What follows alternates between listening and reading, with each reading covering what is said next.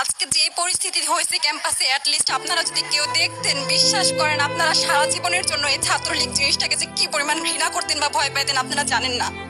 এরা আমাদের সামনে রড দিয়ে পিটায়া, ছেলেগুলারে রড দিয়ে পিটায়া একদম মাথা মরা করে ফেলছে। তারা এসে আমাদের পেছনে লুকাইছে, আমাদের বোরকার পেছনে, আমাদের ওড়নার পেছনে লুকায় বলে, আপু আমাদের একটু লুকায় রাখেন, আমাদের ওরা মাইরা ফেলবে, আমাদের বাঁচান আপু বাঁচান। আমরা তাদের ওড়না দিয়ে বোরকা দিয়ে লুকায় রাখছি, সেইখান থেকে আমাদের ধাক্কা দিয়ে ফেলে দিয়ে তাদের বের করে আবার মাথায় রড দিয়ে মারছে। এমন অবস্থা। এবং তারা আমাদের ক্যাম্পাসের পরিচিত মুখ, আমরা চিনি তাদের, তারা এই অবস্থা করছে, রাস্তায় একদম শোয়াই ফেলছে।